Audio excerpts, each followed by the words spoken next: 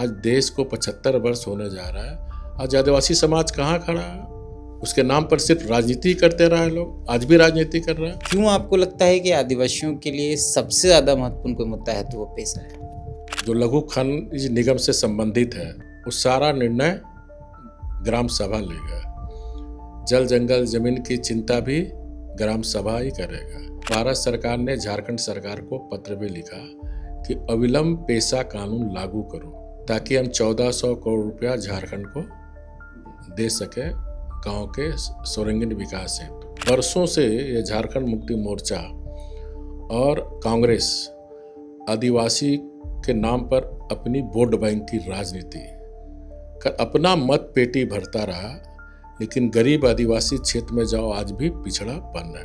अगर इतना ही आपको सरना की चिंता है तो पेशा कानून लागू करो और ये जो दस्तावेजी बनेगा सरना धर्मावलंबी को उसको राज्य सरकार मान्यता दे दे और आंकड़ा भी मेरे पास आ जाएगा।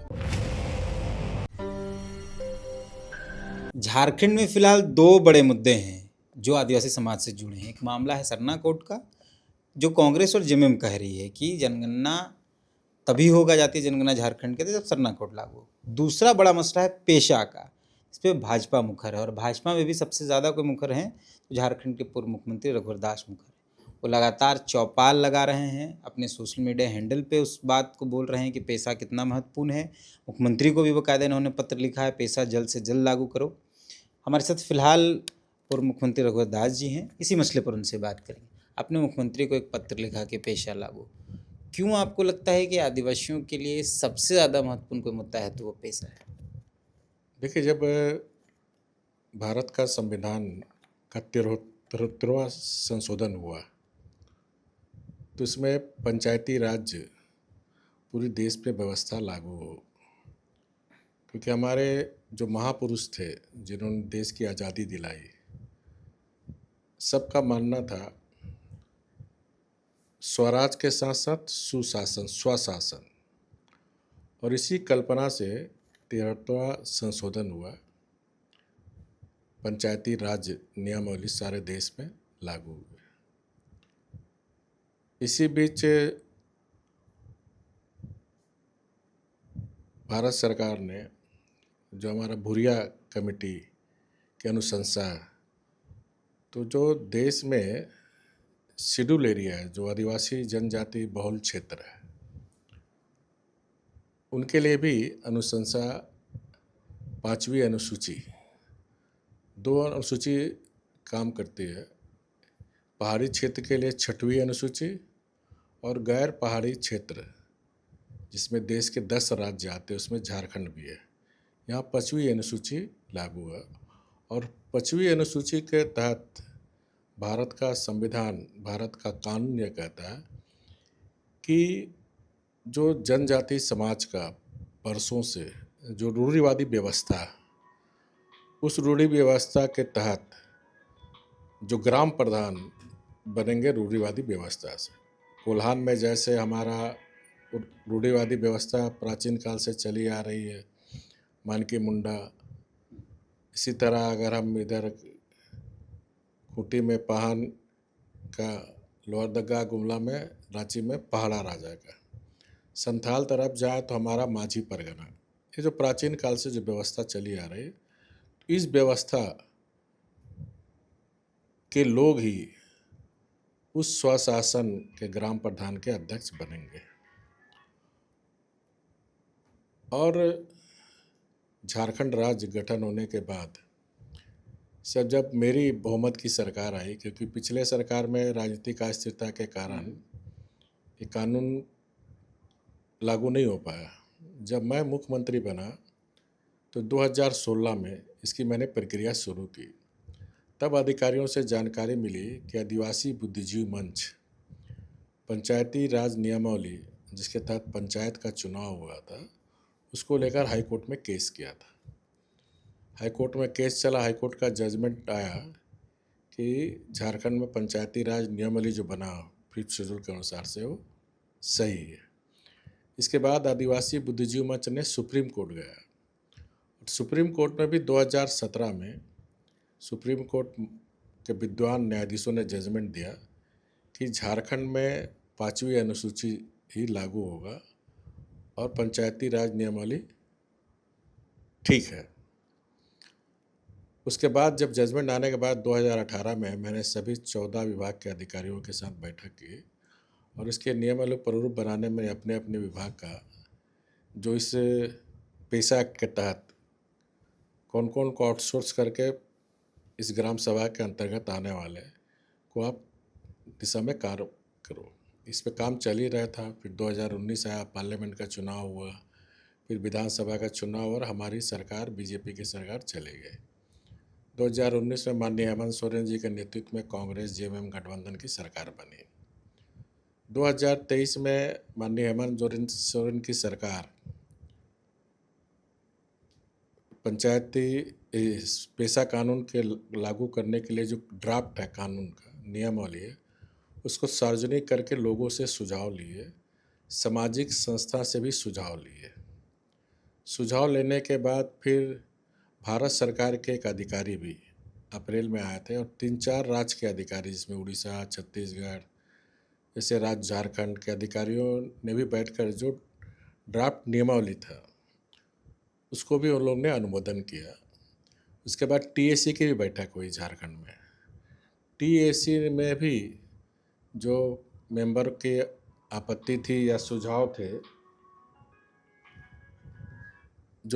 थे, उनको सम्मिलित करते हुए टीएसी के सुझाव और आपत्ति को स्वीकार करते हुए पंचायती राज विभाग ने इस नियमावली को, जो ड्राफ्ट नियमावली था, उसको विधि विभाग के पास भेजने का काम किया।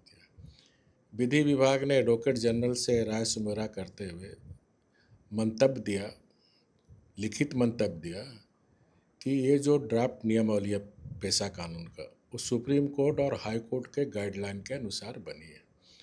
अब इस पेशा कानून को सिर्फ कैबिनेट में लाना और कैबिनेट में आने के बाद फिर जो हमारा झारखंड 13 शेड्यूल जिला है, 112 प्रखंड है, तो फिर यहाँ रूढ़िवादी व्यवस्था लागू हो जाएगी।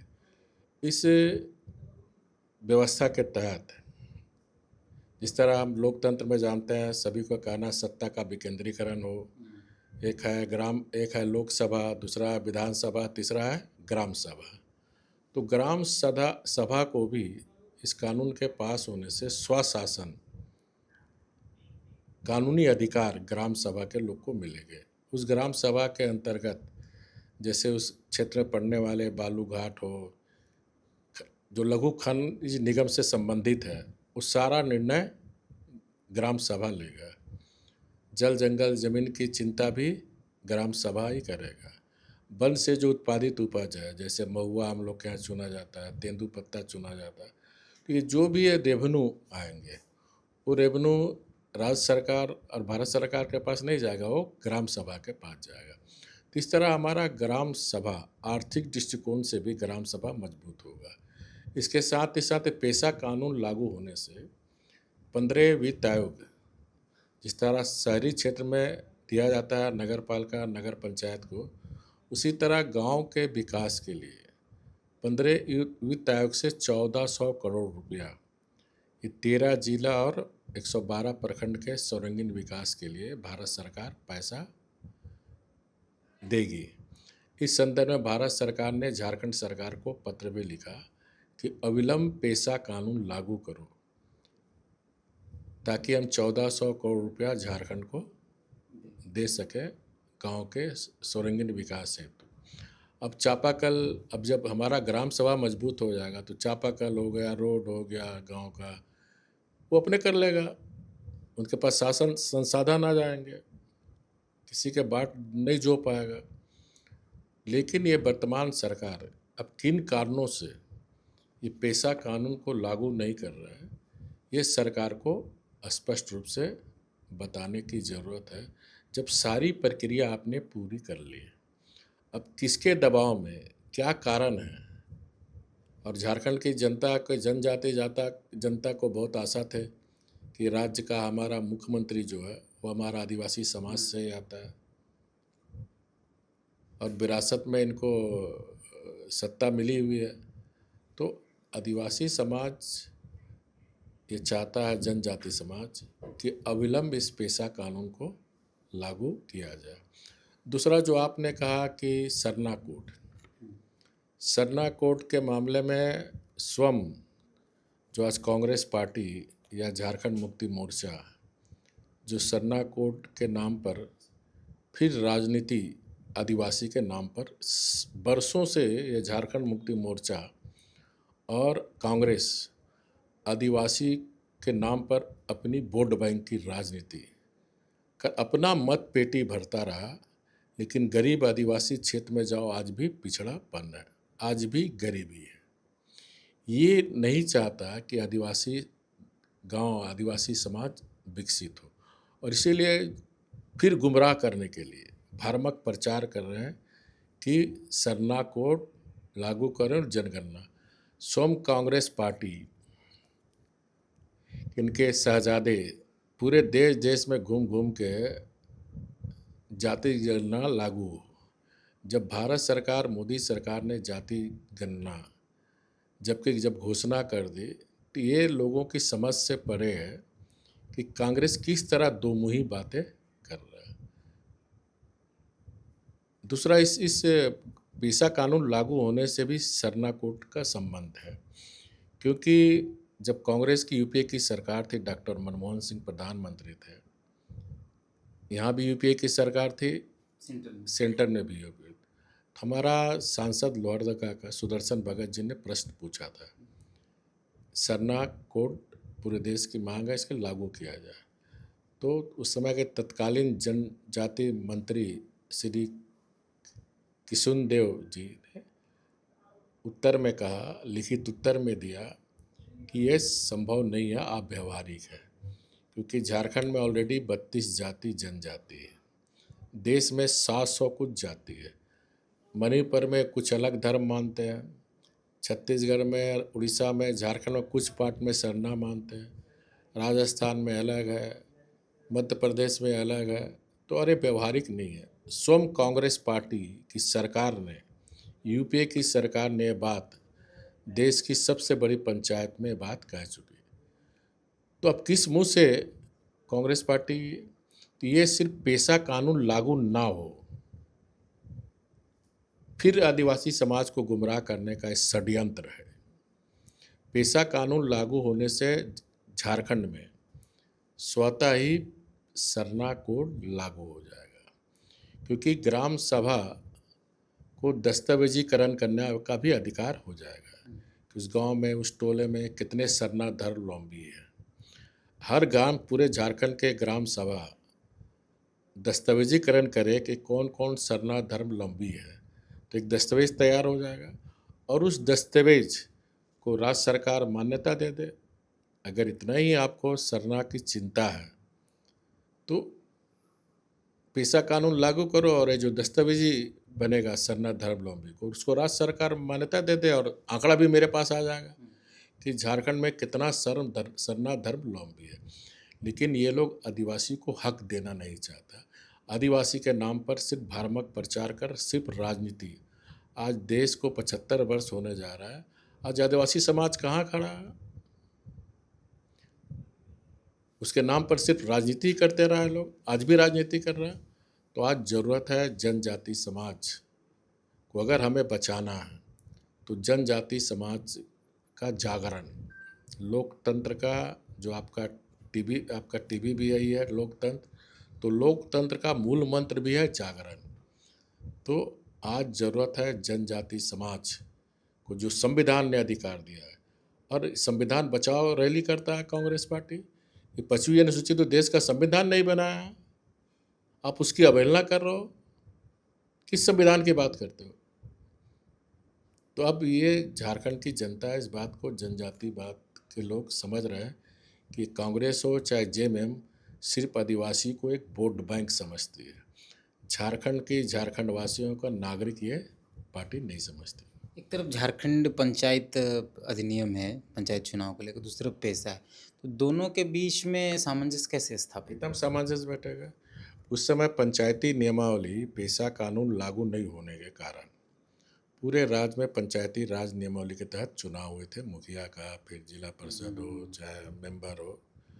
अब जब 112 प्रखंड में जब रूढ़िवादी व्यवस्था लागू हो जाएगी तो पंचायती नियमावली के जो मेंबर हैं, मुखिया हैं, चाहे जिला परिषद के सदस्य हैं, वो अब उस ग्राम सभा के अंदर जो टीम बनेगी उसमें वो सदस्य रहेंगे। अध्यक्षता करेंगे ग्राम सभा का ग्राम प्रधान, जो रूढ़िवादी व्यवस्था है। उसमें मुखिया भी रहेंगे उस टीम में, जिला परिषद के सदस्य भी है उस टीम में रहेंगे।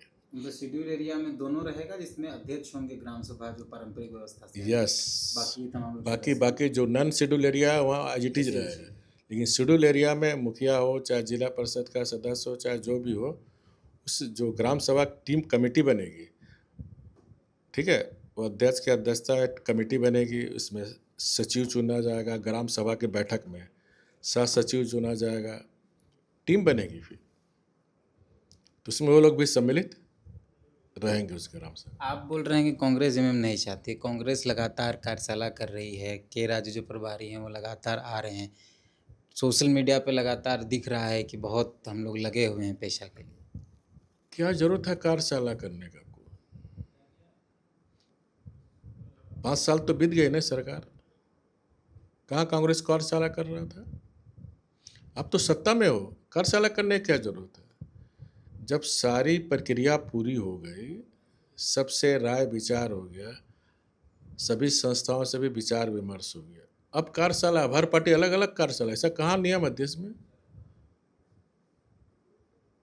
क्योंकि देखिए, कांग्रेस और आरजेडी, कांग्रेस और जेएमएम में अंतरकरा चल रहा है। कांग्रेस को लगता है कि जेएमएम हमको खा जाएगा, और इसलिए अपना डफली अपना राख अपना राख। अगर सही मामले में कांग्रेस संविधान की रक्षा चाहता है, संविधान का किताब इनके नेता लेके घूम रहे हैं, तो संविधान द्वारा ही बनाया हुआ 5वीं पेशा अनुकानून सरकार को अल्टीमेट दे कि इतना दिन के अंदर आप कानून नहीं बनाओगे तो हम सरकार से समर्थन वापस लेंगे। आपके 2 मंत्री है कांग्रेस पार्टी के वहाँ कैबिनेट में क्यों नहीं प्रश्न उठाता कि जब सारी प्रक्रिया पूरी हो गई तब आप क्यों नहीं लागू कर रहे हो इसको?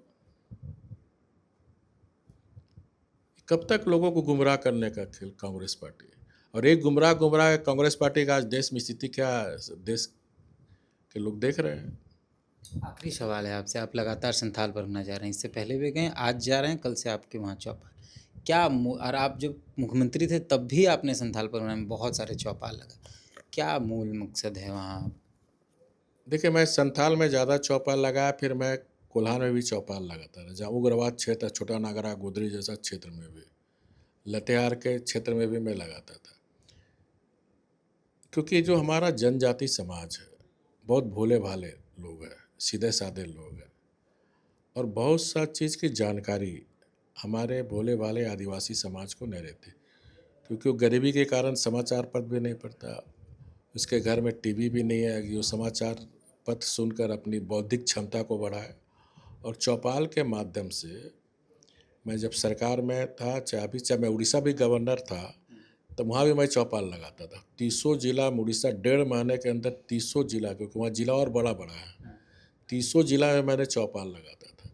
और जो भी हमारी मोदी सरकार की योजना है, उनको किसको लाभ मिल रहा है, नहीं लाभ मिल रहा, और जनता को योजना की जानकारी देना, ताकि जिस जनता के लिए योजना बनी है वो जनता तक पहुंच सके।